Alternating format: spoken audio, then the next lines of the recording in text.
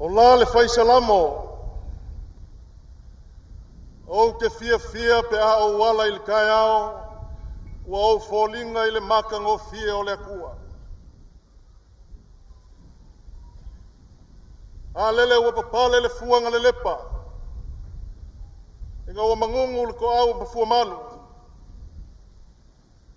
O lele ua mau poe pue kia saa, a wale malaya ngai lupelele. A se ua mali ese pe senga mafkala inga o le asu. Lei ki o le suafa o le pesaka ngā fuafua i salafai. Inga ua ave kala i le malia o whawhia fianga i le maunga o le makaukia. Whai mai a upu o le akungu. A se ua kalinga i fialongo o le pese ma le kamalie. Ngai le maunga o le makaukia i salafai. Ko ngiola ma le whainga malo. Ma sa mo wa poku.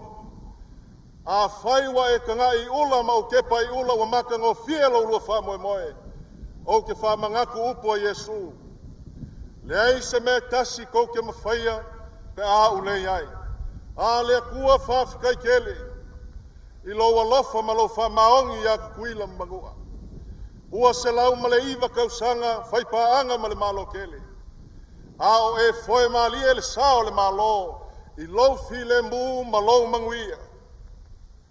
Ua fiangi lo longa mangi ka whenga kele fau mai. Ua fiangi makangi malolosi mangi a whae fau mai. A le sungami nga kausau ngei. Le ai se mea nga kaungu. A se ua mai mau sungami le leo mai. Whawhikai le kua. O lo malu pui ale soifua o kuila mangua. Ionga ao alofa. Whaka lolo le alofa o le kua. I pule la e fia. O lo lau kuai mings kao le upu. E fola le alofa o le li. A lele wai e mai le kai o le kalesia. Le fionga i le wapung makangi. Ngonga upu i le alofa o le kua. O sa moe lau lua fisila fai le ango kamali. Ai o ngau swinga o le kau. Ma le kala ia Yesu ke liso. Iai le karikongunga. O lele wau kou kau mamafa mamakau feingu. I le koko pa ia o le kako wali o Yesu. Wa kako mali lie. Ngonga upu i le angkong. O ke le whakauanga vale i kai ao Samoa. E uia inga e whapea o kai ao le loi fonga pa le koko masaa ma le fufuri kua. Ai le anga o le maua le akungu. O kai ao ia nga sa ili ai malo Samoa. Ka uia inga u whakulou i kai ao e fia o le akungu. E iai fo i kai ao le kala le lei. A lele wa sulu ia Samoa i ave o le lai le kala ia Yesu. Kulonga kai ao le kala le lei. Kai ao sili. Le kai ao lea nga whapea ai le angelu i ki nganga siasi le kunga mau. Wa leo i koe ingei o ia. Ua koe ku mangu malo Yesu. Ko ngiola ma le whainga malo. Lo lua kai ao le ngā. Se lau ma le iwa kausanga. O ku malo lo lua whainga malo. Ngonga upu i kai ao. Upu i pa ia.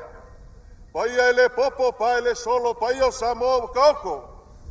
Wa ko file vau, ko whare lau ele wa aisa fo il sami. Wa maea fo i o nga kālango le ngua masafau. Kosi lau ki maku lau pua. Ele ais kasi nga koe fasa pilima i pa ia ma mamalu le akungu. Ai popo e ale ka ofi. Inga ngei fai kauinga le launga le vau pungi makangi ma le ka le sia lele. Wa kau kala wha kama wa le wha moe o kuila mangua. Kulou ngā lupe lele. O le fioanga e fioi le punge fo le moku mai la ua kipa au. O le alala whanga o le launga le kangaloa. Ma le mambalu ya ke i la ua le kua lauka. Lele ua mau pue. A wa fio la ua fionga i le kovanga sili ma le masiofo. O le wha o le whainga malo kuila mangua. O fio la ua fionga i le lukenga kovanga ma le falekua. Ma le mamalu o la ulua kaupulenga. A fio la ua fionga i le pelesi kenge. A fio le fonga fikalai. Ma le mamalu i maoka e lua o le fonga whaikula fonga. A fio le whamasingo sili, whamasingo lango, ma le mamalu i le ofisa o whamasingonga. A fio whale o mawaenga, o lou sui mamalu a wale malo le ungai kiskeke. Fio lau a fionga le, whai lau kusi o maka upu kau Samoa. A fio ko vanga o whale lima, a lala kai le whikalainga yanga ngai, mamalu o lou malo whalo koi whale. E leo pa ia ma mamalu ia wha me melo iai le launga, sua ma le vai whangua, o whao mai kulangi ku au ma la kaua, sa ole ma le laungi usai lua, ma le hafi fio maupu. Pakao ko oko. Kai ngange foi le pa ia maulunga malakele, la au ngā mukasi a Samoa. Le fioli fa kui ma le wa ko ko le fale ula ma malu ya ke ulua le mo sa kulo ngai kulonga ile fiola o fionga ile li palmia kuila e pasai lele mali le ngaoi mali malu le malo ku ko kasio Samoa a fiola ama malu le malo sui le fonga sui kofia a fiola palmia le fonga fiolai le palmenge mali malu o le fonga uso Samoa o malu ia o lo fa melo ia le launga ku mo pule I ku au mala kaua inga il kai mal ko le fua le mamalu I ainga malako kama ma ainga kupu ainga ka fai fa ma ainga ngofo o pa ia fa ka ko ia o Samoa ka winga mako fa pe aku ulo ngai li wole vai o singafa kulua ulo nga pule la e fia o la unga ile upu ya Yesu e kale sia ke sia ngoma kulonga le fio la o fionga le va pungi makangi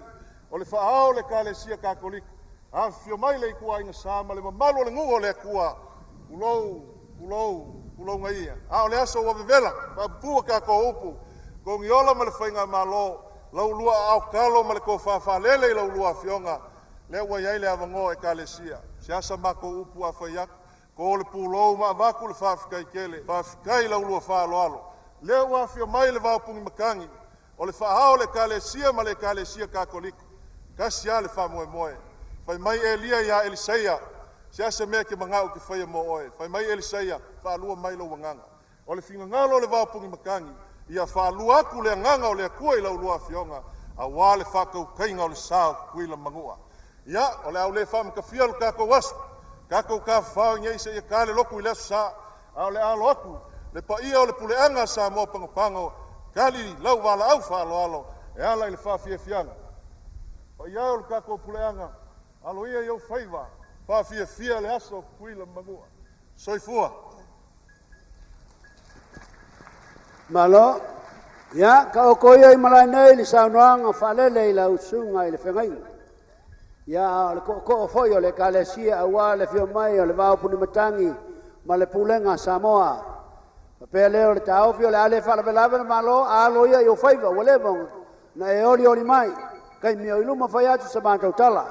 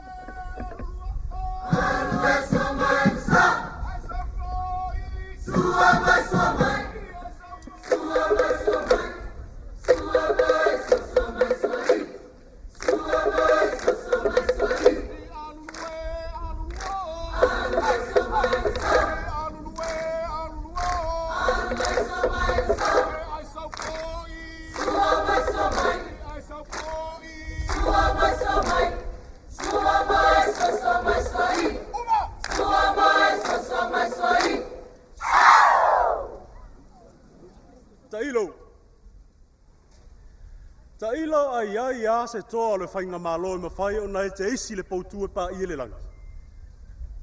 Ai longa Jesus. Ai a whai ai ai se na te tofo le lofo le tua. Se ka ke ofo lo le anga anga. No!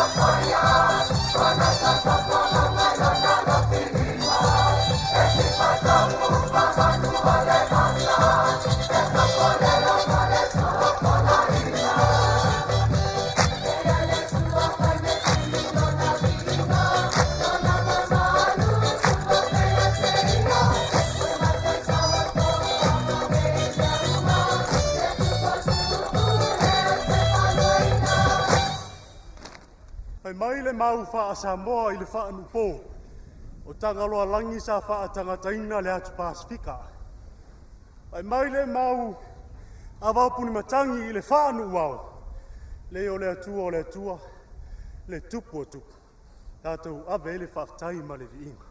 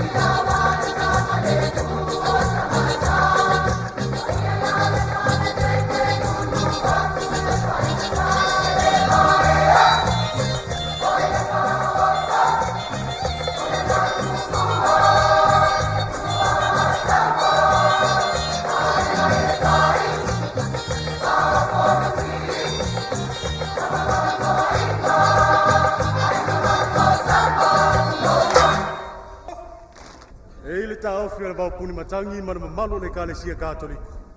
Ua wha le atua le tātou mawhitanga.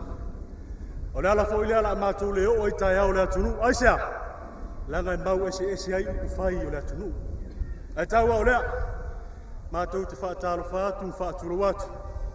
Ina ia usua e kalesia. Le lamo sa, ma le metutisi. No!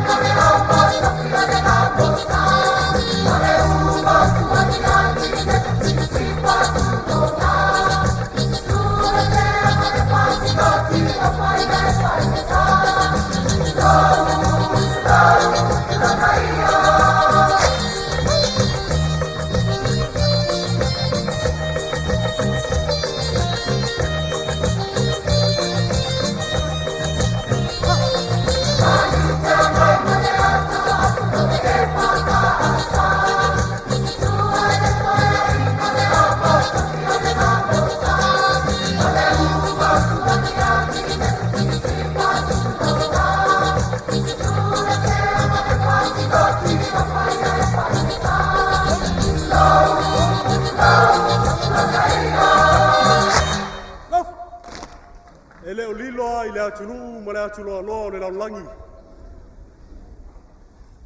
O le to ala whanau nei o e kalesia. Le ala fo i lea no whaatulo tuai nei au te lait. I le lamo sa ma le metutis. O ia e mapuna mai ai ma o e kalesia.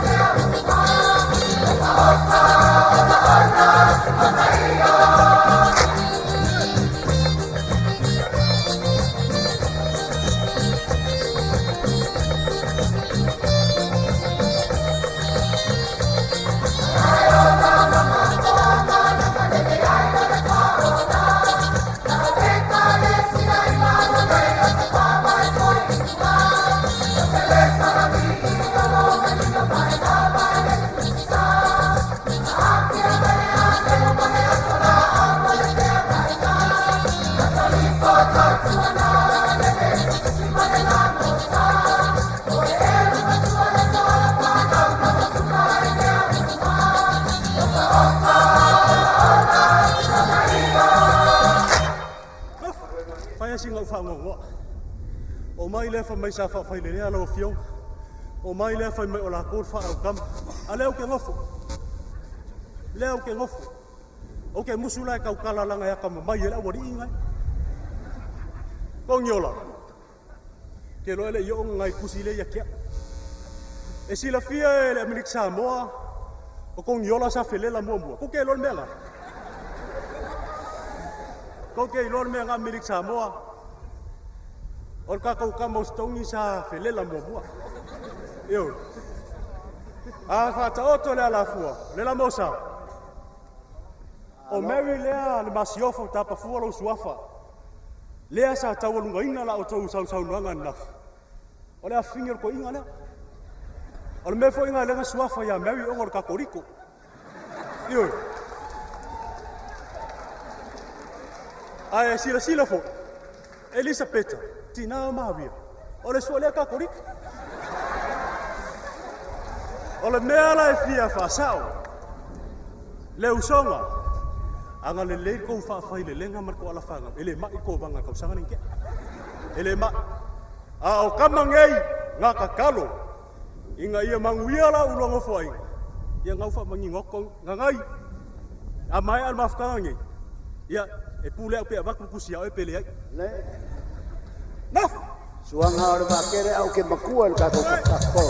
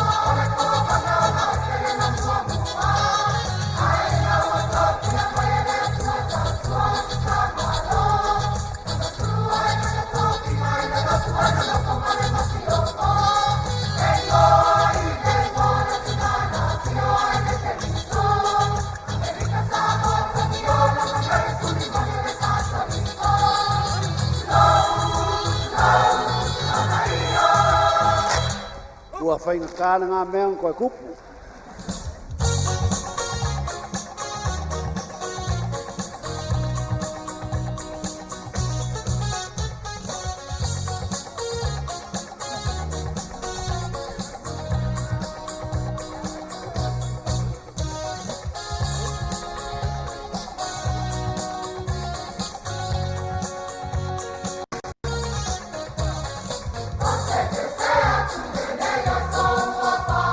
Oh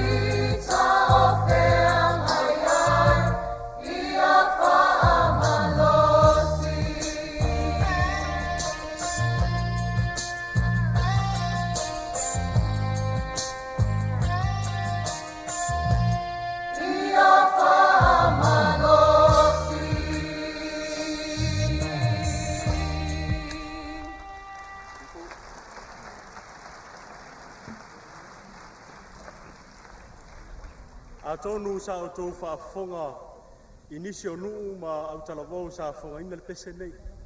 Al pese nei sa tu sia le fionga le wapun matangi le lua afe ma le lima. Ina wasi le sila atu toina. Wa tau le ai nisi o le au talavou a wo umar ta whao tau. O le whaasa onga la leo le pese le sa o tō whaafonga. Lea sa pe pese atuai le whanau au talavou Katoliko. Ia, lau fionga le kovana ma le mano o whainga malo. E le ai ani wha le tonu e loa le Katoliko. Ai sea, langa le Katoliko e leo mai pafo no nofo e tonu le wharsa. O ane o vaenga mātou te pepese atuai, lele wa pine lua lau no nofo ainga. Tātou māketi, tātou auala, o le su inga ula le atu wasa. Tele nisi mea o te fia pese ai. E langa mo ufefe ar taimi langa una nai wha tapula ina taimi. Ai usi lau whafong. No! Whawhikaif soasoangi mai.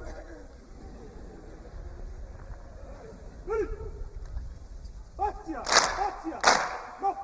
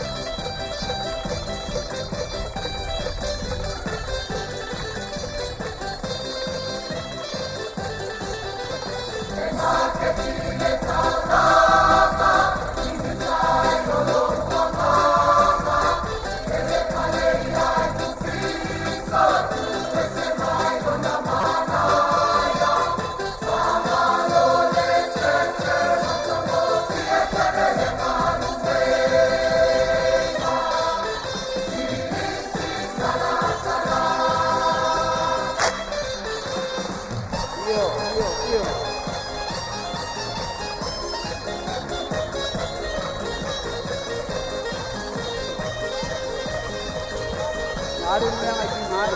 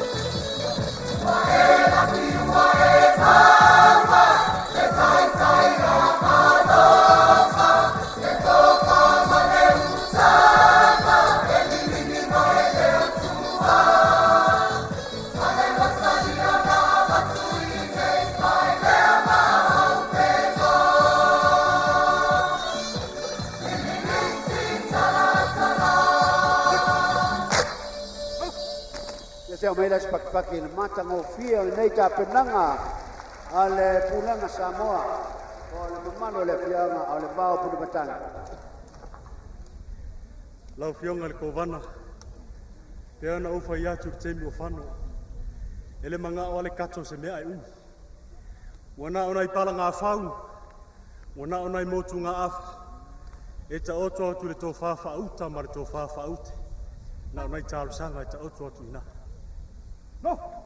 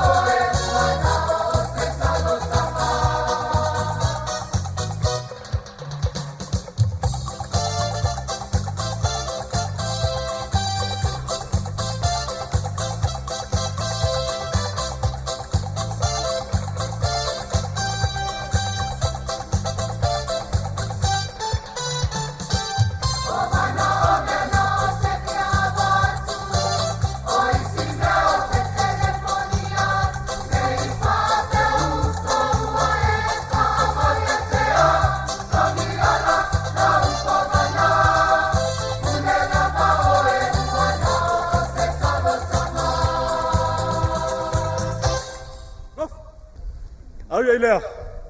Ma vaenga sinal tapu tea malon tuangane. A fai a utu se sai. O ina a utu sifo ina te ala ta ia. A utu se sai. E te tango se wai. Mo umal peser katoliko. Ai se la ma tau tele fa nunu sau se tai. Sau no alfa tonu e bato se au afau. Nof.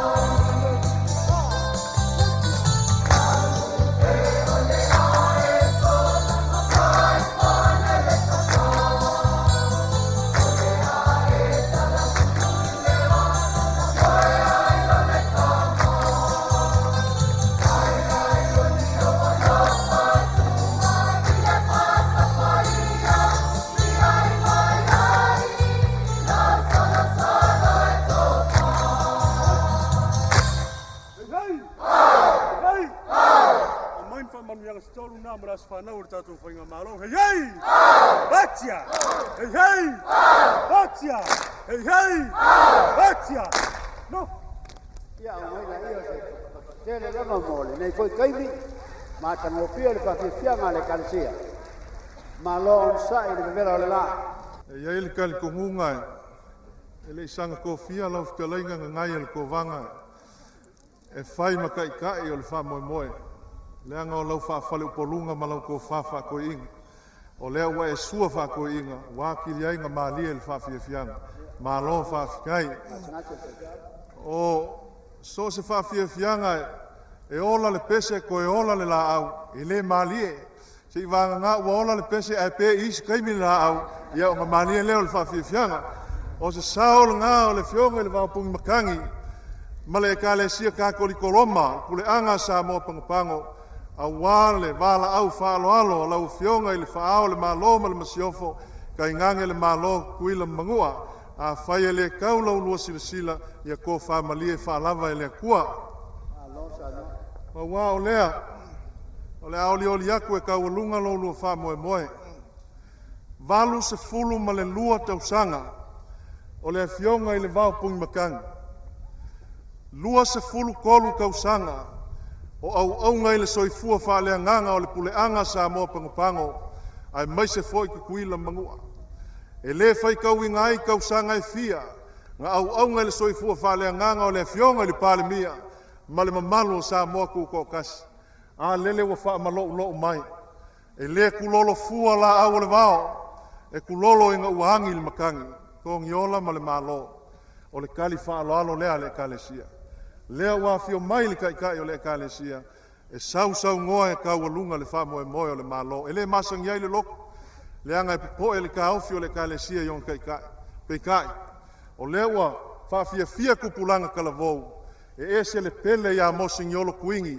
fa ngau kuila mangua e fa pe nga foi le finangalo le masiofo le malo a wale polo kalama o le kai kama ia nga fa pelea o le ale apa le kalesia i le kul kingo le anga aku fa kasi fangu kulou ka e o le kala foi le whangau au le whangua se sa ngofo le kengi whale la kai ma o le whangau kenge lua kenge a pipi whakasi a whewai le pakua e eile langonga o le fionga i le epikupo e uia inga ese e kalesia kasi ale a kua e kapua i ai a whai u whaaloalo aku le la mo sama le meko kisi le whasa moa o leo le akau mo whai aku le kakoliko i le whale anganga ia o le melea le puleanga sa moa pango o ngai o le koinga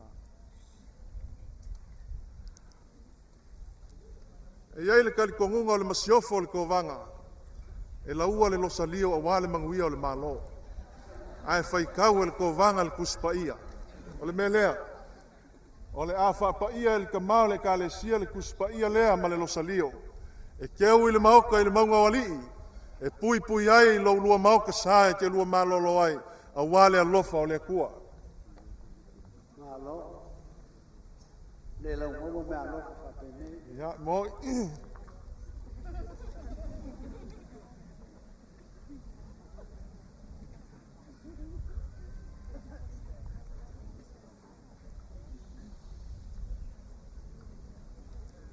leo le a moli aku i lau fionga i le kovangasili ma le masiofo e mangakua i pea le ngai asu ma le kakou mafukanga le ai seisi kapasa e mangu iai malo se avanga ngā le upu fola le kua ma le kakalo le kingapa ia o malia whangau mai ai le kongiola o le lalolanga a whaia iai ka ngaka anga salo le malo ma ngalo umai le so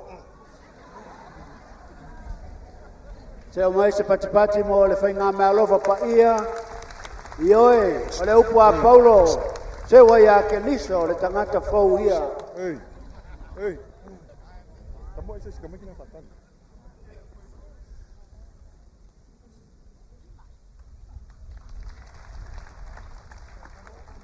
lau fionga i le li palmia ia le anga ka aloa ka mau le uso o le ua fa alo aku le fionga le vapungi makangi le fa ao le malo kuila mangua e ia le kalikongunga ko ke pale fia ngai mo fai fia au lai uponu ai longa kalo mo e Nga fai fi au ia kuila le kalo mo lua. Ole mea lea.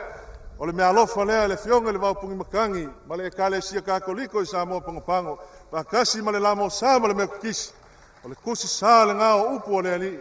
Ma le kakalo le ki ngapa ia o malia. Foe malia i Samoa i le file mu.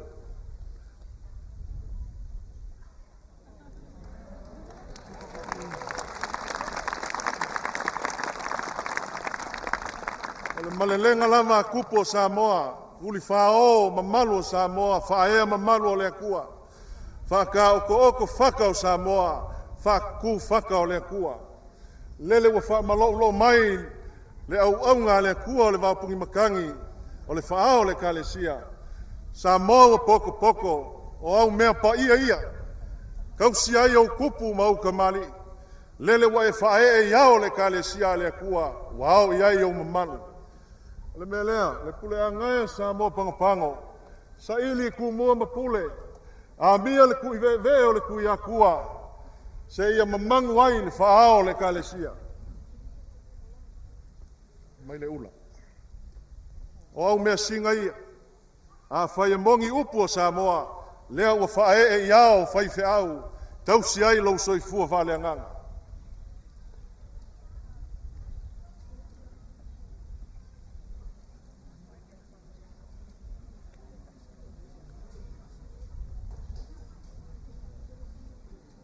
O le kui veve le ngao le kui akua mai ku mua mapule. Mamangu ai lau fionga i le faao le kalesia. Le pule angai Samoa pangopango. A sia malai kele. A ami fulu o le senga le kui mangua. Lele nga faau i le fale ula kaukangaka. Se ia la e iai le faao le kalesia. E sau ngo ai e kaualunga le aso kui la mangua.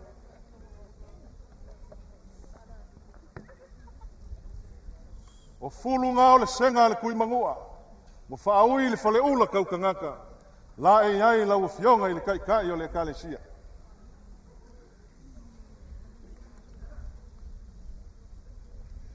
Lau fionga i le makua kongiola ma le malo ma Samoa o poko. Alo maia, ka kouki kaualunga inga whakasi, lou lua wha moe. Lau fionga i le waupungi makangi, o le whaao le kalesia katoliko a wā Amerika Samoa ma Samoa ao. Ma kouke wala uaku ma le whaaloalo. Wha ma sau anga ia, a fio maia lau fionga i le whaao le kalesia.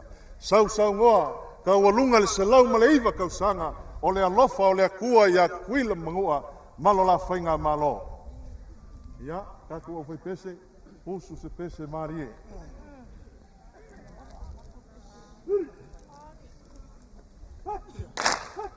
Wakakala sau nganga le fionga le waupungi makangi i le kasi le Afrika la. Sao.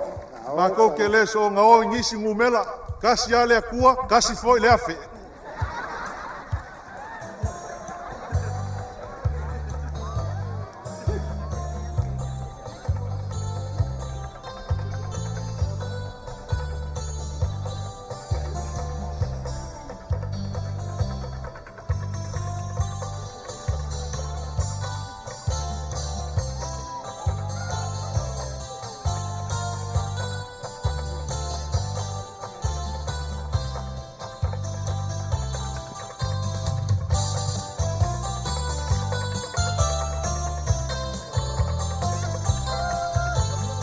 Ua whao mai se lautala le fionga i le santoa ia se ui ma le wharetua se lautala.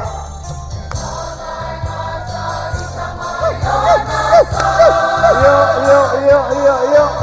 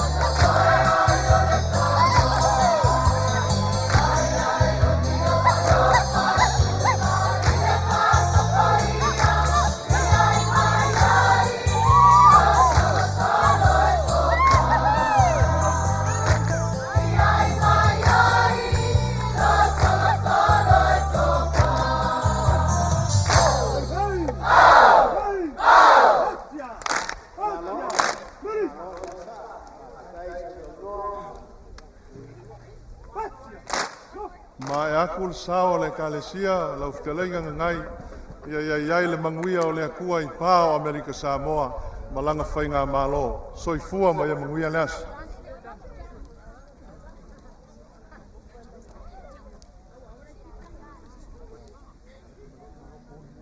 Sa o whaia la misa, ma sa tau te halo mo o tō ma le atnu utoa. Sa o tangi atu le atua, mo se puna vai a kalasia, mo le nei atnu. Ma whawhitai le atua, mo le awanoa, ua ma futa whaitasi, ma o tō le nei auli. Mana tua salo SESE tau sanga nei mo te toina o esi tau sanga whainga fie tau sanga nei o se toina lava ai patai o te tatala mo oto ma whawhitai oto mo mea uma ma o te fia whae se what marawianga mo oto uma lava te ngata kataliko te ngata loto ese, awa, tato o uso matua whawhine whātasi. Ia whātasi le alii mauto. Whāmanuia iati o to le atua, le ona le mana uma, le tama, malialo, malianganga pai ia. Manuia lava o to whana.